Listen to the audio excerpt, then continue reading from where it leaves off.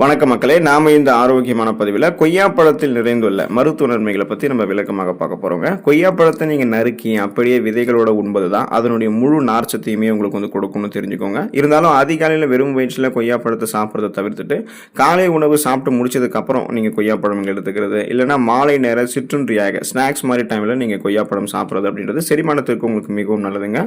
கொய்யாப்பழத்தில் vitamin C என்று சொல்லக்கூடிய உயிர் சத்து இருக்குது. அதாவது பழங்கள்லேயே உயிர் சத்து அதிகமாக வரக்கூடிய பழம் பார்த்தீங்கன்னா கொய்யாப்பழம் தான். ஆரஞ்சு பழங்களை விட அதிகமான விட்டமின் சி கொய்யாப்பழங்கள் இருக்கு. அது மட்டும் இல்லாமல் நார் சத்து, நிறைய தாதுக்கள், ஆன்டி ஆக்சிடென்ட்களும் இருக்கு. இவை அனைத்தையும் ஒன்று சேர்த்து கொய்யாப்பழம் நம்ம கழிக்கக்கூடிய மருத்துவ நன்மைகளை விளக்கமாக பார்ப்போம். அதை பற்றி பார்க்கறதுக்கு முன்னாடி இந்த வீடியோக்கு மட்டும் ஒரு லைக்கை கொடுத்துட்டு இந்த தகவலை உங்களுக்கு தெரிஞ்சவங்களுக்கும் ஷேர் பண்ணிடுங்க. ஏன்னா இது அவங்களுக்கும் பயனுள்ளதாக இருக்கக்கூடிய ஒரு ஆரோக்கியமான பதிவு தாங்க.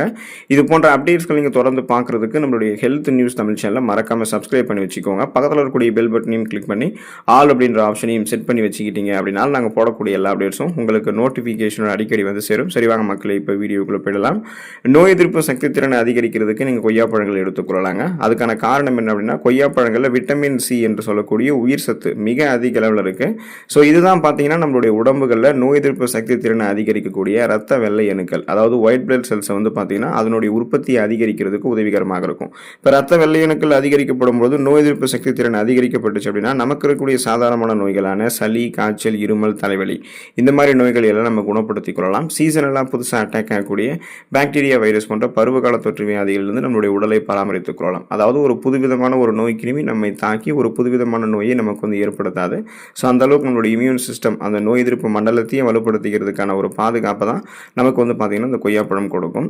செரிமானம் மற்றும் குடல் ஆரோக்கியம் மேம்படுவதற்கு தொடர்ந்து நம்ம கொய்யாப்பழங்களை எடுத்துக்கொள்ளலாங்க. அதுக்கான காரணம் என்ன அப்படின்னா, கொய்யாப்பழங்கள் இருக்கக்கூடிய அதிகப்படியான நார்ச்சத்து, அந்த டயட்ரி ஃபைபர் தான் காரணம். இது செரிமான மண்டலத்தை சீராக இயங்க வைக்கிறதுக்கு நமக்கு உதவி பண்ணும். கான்ஸ்டிபேஷன் அப்படின்னு சொல்லக்கூடிய அந்த மலச்சிக்கல் பிரச்சனையால் அவதிப்படுபவர்கள்லாம் கூட தினமும் ஒரு கொய்யாப்பழம் சாப்பிட்டு வரும்போது குடல் இயக்கம் அவங்களுக்கு சீராகி அந்த கழிவுகள் மலக்குடல்களே தேங்கி இல்லாமல் மலக்குடல்கள் சீக்கிரமாகவே வெளியேறிடும். ஸோ அதனால் மலச்சிக்கல் பிரச்சனை உடனடியாக அவங்களுக்கு குறைய ஆரம்பிக்கும்.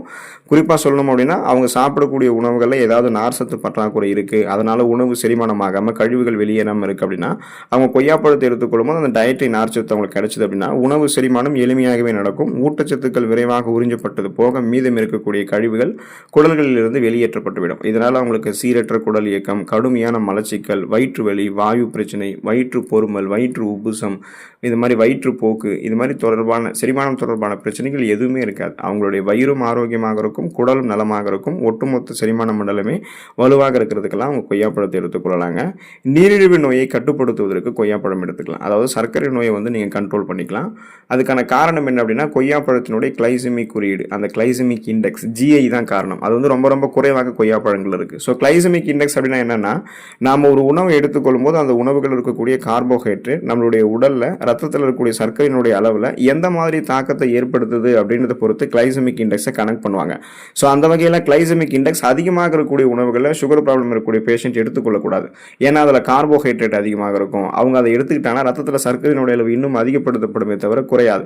அப்போ லோ கிளைசமிக் இண்டெக்ஸ் இருக்கக்கூடிய உணவுகள்லாம் என்னன்னா கார்போஹைட்ரேட் குறைவாக இருக்கக்கூடியது அல்லது கார்போஹைட்ரேட் இல்லாத உணவு. ஸோ அப்படி பார்த்தீங்க அப்படின்னா, இப்போ நாம் எடுத்துக்கொள்ளக்கூடிய இந்த கொய்யாப்பழங்களில் கார்போஹைட்ரேட் கிடையாது, நார் சத்து தான் இருக்குது. இது நம்மளுடைய ரத்தத்தில் இருக்கக்கூடிய சர்க்கரையினுடைய அளவை கட்டுப்படுத்தும். அதனால தான் இது லோ கிளைசமிக் இண்டெக்ஸ் இருக்கக்கூடிய ஒரு உணவு அப்படின்னு சொல்கிறோம். ஸோ கொய்யாப்பழம் நம்ம சாப்பிட்ட உடனே ரத்தத்தில் சர்க்கரையினுடைய அளவை திடீரென உயர்த்தாமல் மெதுவாகவும் சீராகவும் பராமரிக்கிறதுக்கு அது உதவிகரமாக இருக்கும். சர்க்கரை நோயாளிகள் பயமின்றி அளவோடு சாப்பிடக்கூடிய சிறந்த பழங்களில் இதுவுமே நமக்கு ஒன்று தான். அதனால் பார்த்தீங்கன்னா பிளட்டில் இருக்கக்கூடிய சுகரோட அளவை கண்ட்ரோல் பண்ணிவிட்டு நாளடைவில் நீங்கள் அந்த சுகர் ப்ராப்ளத்திலிருந்து விடுபடுவதற்கு எல்லாமே கொய்யாப்பழம் உங்களுக்கு துணை புரியும். இதய ஆரோக்கியத்தை மேம்படுத்திக் கொள்வதற்கு, ரத்த அழுத்தத்தை கட்டுப்படுத்திக் கொள்வதற்கு எல்லாமே நீங்கள் கொய்யாப்பழத்தை எடுத்துக்கொள்ளலாங்க. ஸோ அதுக்கான காரணம் என்ன அப்படின்னா, கொய்யாப்பழங்கள் இருக்கக்கூடிய பொட்டாசியம் மற்றும் சோடியத்தினுடைய அளவுகள் ரத்த அழுத்தத்தை நமக்கு சீராக வைக்கிறதுக்கு உதவிகரமாக இருக்கும். ரத்த அழுத்தம் அப்படின்றது நீங்கள் என்னென்னு தெரிஞ்சுக்கணும். உங்களுடைய உடல் நரம்புகள், ரத்த நாளங்களில் இறுக்கங்கள் காணப்பட்டு போதுமான அளவுக்கு ரத்த ஓட்டம் உங்களுடைய உடல் அமைப்புக்கு, இதயத்திற்கு செல்லாமல் இருக்கிறது தான் ரத்த அழுத்தம், அதாவது பிபி, பிளட் ப்ரெஷர் அப்படின்னு சொல்லுவோம். ஸோ இப்போ நீங்கள் பார்த்தீங்கன்னா என்ன பண்ணணும்னா, அந்த நரம்புகள் இருக்கக்கூடிய இறுக்கங்களை தளர்த்துறதுக்கு, ரத்த நாளங்கள் இருக்கக்கூடிய இறுக்கங்களை தளர்த்தி போதுமான அளவுக்கு ரத்த ஓட்டத்தை சீரான அளவில் கொடுத்து கொண்டு இருக்கிறதுக்கு எல்லாமே பொட்டாசியம், சோடியம் நமக்கு ஹெல்ப் பண்ணும். ஸோ அதுதான் கொய்யாப்பழங்கள் இருக்குது.